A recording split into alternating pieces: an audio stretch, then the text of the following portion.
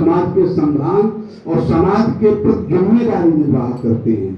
सेठ जी का मुझे एक वाक्य बहुत अच्छा लगता है, मुझे याद है बैरागी बाबा की एक सभा में बोल रहे थे कि लक्ष्मी भोग्या नहीं है, लक्ष्मी भोग्या नहीं है, लक्ष्मी सेवनीय है, इसकी सेवा करनी चाहिए। बड़ी बात है, जब तक ये निष्ठा बनी रहेगी तब तक आपको किसी प्रकार के जीवन में संघर्ष उत्पन्न नहीं होगा। तो आइए इस पावन सभा को प्रारंभ करते हुए मैं हमारे बीच में भागवत के वरिष्ठ प्रवक्ता, हम सबके वरिष्ठ परम श्रद्धेय श्री श्याम नारायणाचार्य से निवेदन करूंगा कि वो अपनी बात हम सबको आशीर्वाद प्रदान करें।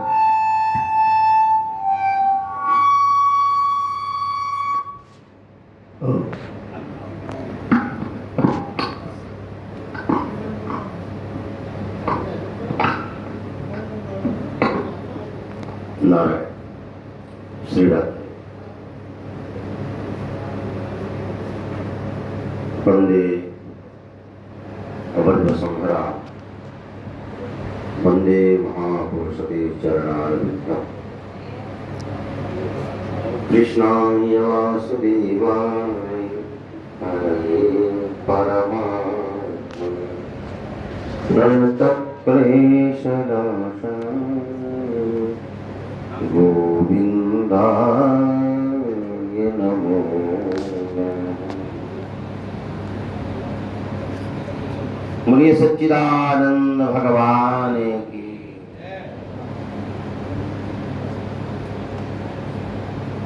आज हम सब लोग जयंती प्रसाद विद्या आश्रम में गोलोकवासी सेठ जी की पुण्यतिथि के लिए, पुण्यतिथि मनाने के लिए हम सब लोग उपस्थित हुए हैं। पुण्यात्माओं की पुण्यतिथि मनाई जाती है। यहाँ पर आज के सभा के अध्यक्ष वंदनीय अनंत स्त्री विभूषित बाबा महेशदास जी महाराज, जगतगुरु स्वामी गुरुचरण पीठाधीश्वर स्वामी जी महाराज, भागवत वक्ता आचार्य श्रेष्ठ राजेंद्र उपाध्याय जी महाराज और भागवत के बड़े ही मधुर प्रखर वक्ता हमारे ब्रजेंद्र भाई कौशिक जी और हमारे वाम पास में विराजमान धर्मवीर भैया जी, बहुत अच्छे कथा वाचक हैं और हमारे बहुत ही सम्मानित जानकी शरण जी और जो गुरुकुल का संचालन करते हैं ऐसे सुनाम धन्य हमारे अनमोल रतन अनमोल जी विराजमान हैं और हमारे सामने द्विवेदी जी महाराज और इस कार्यक्रम के मुख्य आयोजक हमारे नगर सेठ रामकिशन जी, उनके सुपुत्र और जयंती प्रसाद विद्या आश्रम के संचालक संस्थापक आचार्य श्रेष्ठ पवनलाल गौड़ जी महाराज, इस विद्यालय के प्राचार्य चैतन्य गौड़ जी, परमानंद जी और अन्य उपस्थित विद्वजन संतजन, सबको वंदन है, सबका अभिनंदन है। हमारे गौड़ साहब का एक लक्ष्य है, उद्देश्य है, कहीं कोई त्रुटि हो जाए तो माफ करना, चूंकि आधुनिक परिप्रेक्ष्य में कुछ बोल चुका है, अपराध बन चुका है। आज के समाज में कहीं है, कहना गलत हो गया है और आज की मीडिया के माध्यम से आप सब लोग सुन रहे हैं, समझ रहे हैं। तो हो सकता है मांस की जीवा है, हमारी पसंद का विषय हम बोल रहे हो और आपकी पसंद का ना हो, यदि गलती हो जाए तो माफ भी कर देना। तो हमारे आचार्य श्रेष्ठ गौड़ जी का लक्ष्य है, उद्देश्य है अंत्योदय। हम लोग पास रहते हैं, चर्चाएं अक्सर होती रहती हैं।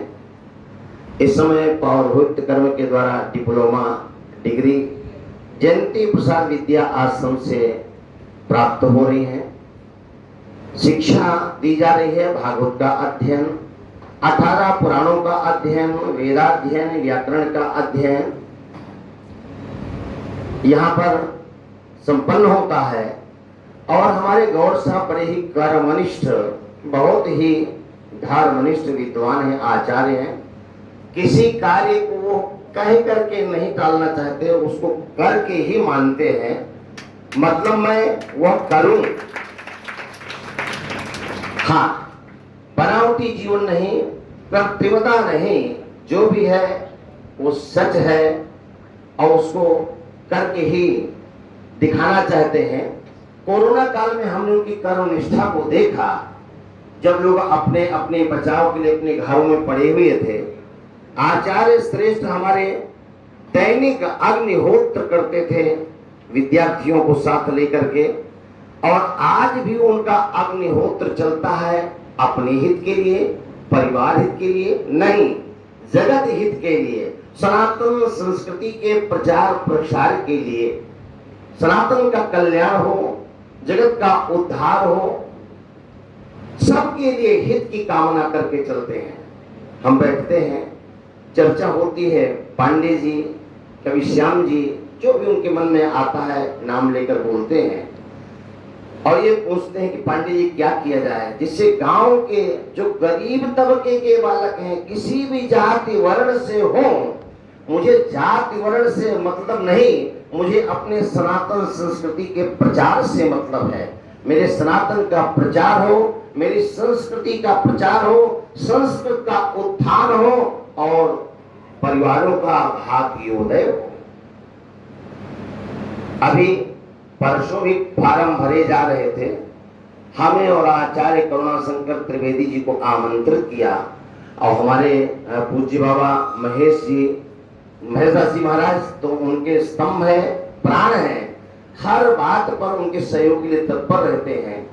तो मैं ये कहना चाहता हूं कि जयंती प्रसाद विद्या आश्रम के माध्यम से सेठ जी के नाम से विद्यालय संचालित है और हमारे सेठ राम किशन जी भी बहुत ही परमार्थी हैं, भगवत भक्त हैं। क्यों नहीं, पुण्यात्मा के घर में जन्म लिए हैं। तो हम समस्त विद्यार्थियों से निवेदन करेंगे कि आप विद्यालय में बैठे हुए हैं, भगवान राम हो या कृष्ण हो, राघवेंद्र हो या यादवेंद्र हो, वो विद्यालय में जाकर अध्ययन किए और अपने सनातन संस्कृति का प्रचार और प्रसार किया।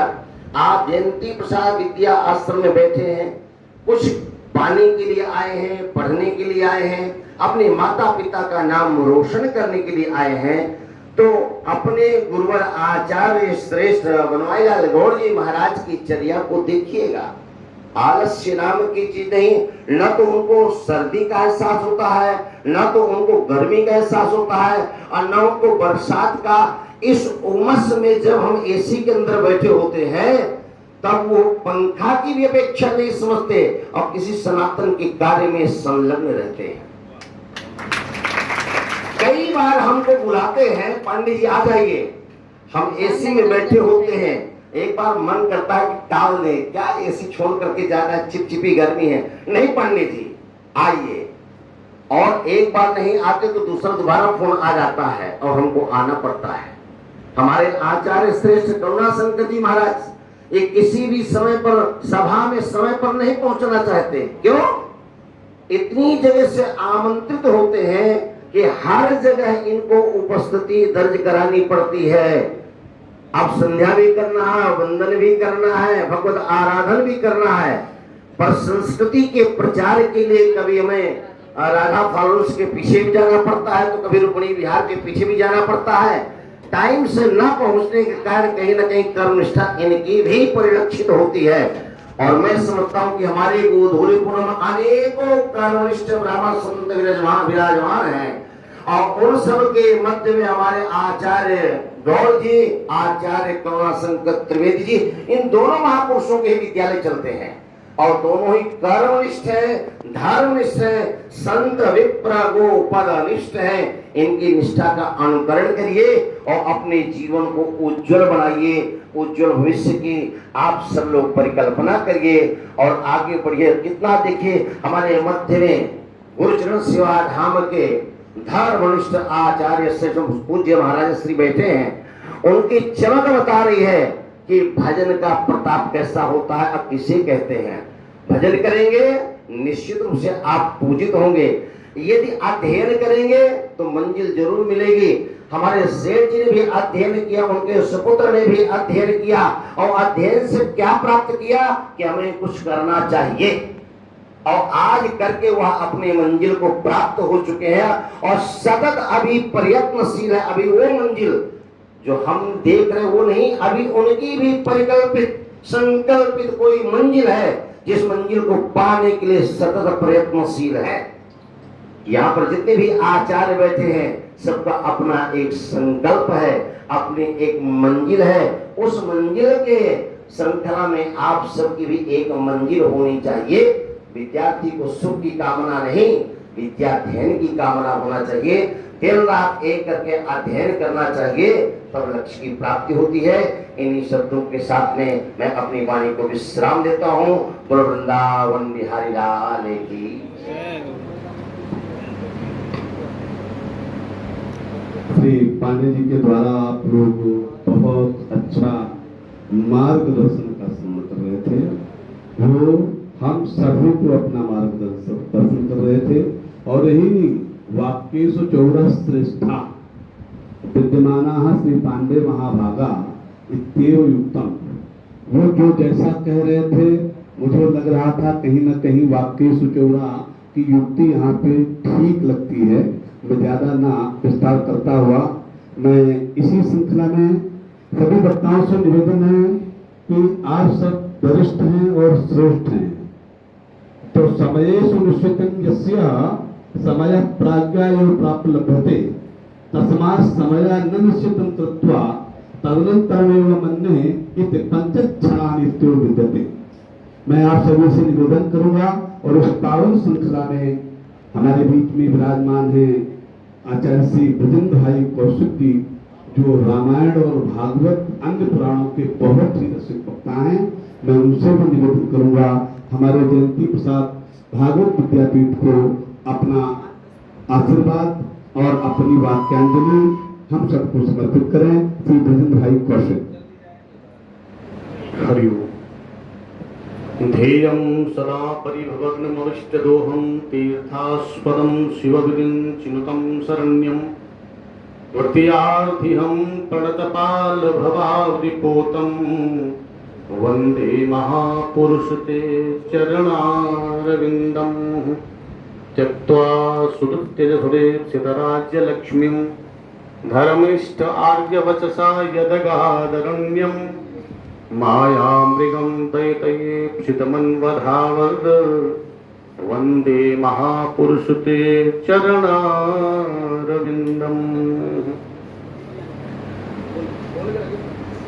आज की सभा के सभापति महोदय श्री महेश बाबा जी महाराज,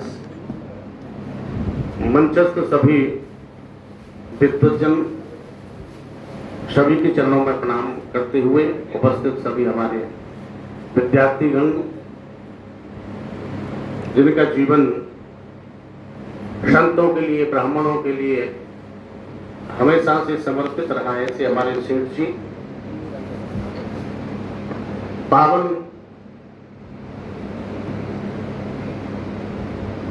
वैदिक विद्याश्रम में हम और आप सभी उपस्थित हुए हैं पूज्य बाबू जी की श्रद्धांजलि भावांजलि समर्पित करने के लिए। अधिक समय न लेते हुए केवल 2 शब्दों में मैं निवेदन यही करूंगा कि वैदिक विद्याश्रम में जो विद्यार्थी विद्या का अध्ययन कर रहे हैं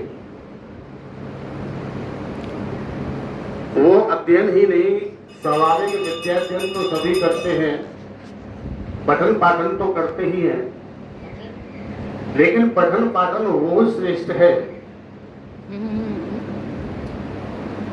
डिग्री वो श्रेष्ठ है जिस डिग्री में आचरण झलके।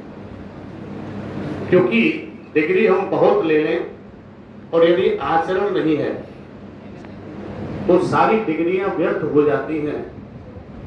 ऐसी इस विद्यालय से केवल डिग्री ही प्राप्त नहीं होती। और ये मैं ऐसा नहीं कि केवल मुंह पर तारीफ कर रहा हूं। 18 वर्ष से तो इस वैदिक विद्याश्रम को मैं देख रहा हूं। इसके संचालक हैं हमारे परम श्रद्धेय पूज्य गौड़ जी महाराज। केवल डिग्री ही प्रदान नहीं करते हैं, अपने आचरण के द्वारा और विद्यार्थियों को आचरण भी आप प्रदान करते हैं। और वास्तविकता यही है, सच्चा गुरु कहने का अधिकारी, सच्चा गुरु कहलाने का अधिकारी भी वही है जिसके पास आचरण हो। गोस्वामी जी महाराज ने मानस में सच्चे गुरु की वंदना की है। वंदम गुरुपद कंज कृपा सिंधु नर रूप हरि महामोह तम कुंज जासु बचन रवि कर निकट। यानी मैं ऐसे गुरु जी के चरणों की वंदना करता हूं जिनके चरण कमल के समान हो। कमल से उपमा क्यों दी? क्योंकि कमल जल और कीचड़ में रहता है, कीचड़ से निकलता है, जल के ऊपर रहता है। जल और कीचड़ में रहते हुए भी अपने आप को कमल अलग रखता है। उसी प्रकार जो सच्चा गुरु है, भले ही शरीर से संसार में रहते हैं, वंदो गुरुपद कंज, यानी शरीर से भले ही संसार में रहे लेकिन मन से फिर भी वो संसार से अलग रहते हैं, वो सच्चे गुरु हैं। जासु बचन रवि कर, वाणी भले ही सूर्य के समान हो चाहे ना हो। वाणी सूर्य के समान न भी हो तो भी चलेगी, लेकिन यदि चरण कमल नहीं है तो महाराज वो सदगुरु नहीं हो सकता। ऐसे आचरण के द्वारा अपने जीवन को दिव्य महापुरुष तो बना ही रहे हैं, बनाते ही हैं। अनेकों विद्यार्थी जिनसे उस आचरण की और विशेषकर उनकी सादगी, उनका रहना, ये सब कोई छिपा हुआ नहीं है हमसे। और विशेषकर मैं ये इसलिए और कह सकता हूं कि आप मेरे बेटे के गायत्री गुरु भी हैं। यज्ञ पवित्र संस्कार आपने कराया। मैंने प्रश्न किया कि सेवा, अरे महाराज सेवा क्या, ये शब्द थे गौड़ जी के। बहुत बहुत मैं आपको प्रणाम करता हूं। आप अपने जीवन से इन बच्चों को जो शिक्षा प्रयुक्त कर रहे हैं, आचरण से, क्योंकि भगवान गीता में गोविंद भी कहते हैं यदि यदि आचरति शिष्ट तत्त देवे तरोजनः शयत प्रमाणम कुरते लोकस्तदनु वर्तते। ऐसे महापुरुष, ऐसे सद्गुरु जो जीवन में आचरण करेंगे और आचरण से जो बच्चे शिक्षित होंगे, इस घोर कलिकाल में भैया आप किसके बारे में क्या कहना। अनेकों प्रकार की आजकल वक्ता, यद्यपि इसे दिया हुआ था भारतीय संस्कृति की रक्षा महापुरुषों की दृष्टि में, विषय में ये लिखा हुआ था पत्र में। मुझे तो बस एक ही निवेदन ये करना है, रक्षा तब हो सकती है कि ये कुछ एक अपने आप को, यद्यपि वो वैदिक नहीं है, लेकिन अपने आप को समाज में वैदिक दिखाने का, प्रस्तुत करने का, अपने आप को जो प्रस्तुतिकरण दे रहे हैं, चाहे वो उल्टी सीधी वाणी के माध्यम से, चाहे वो सोशल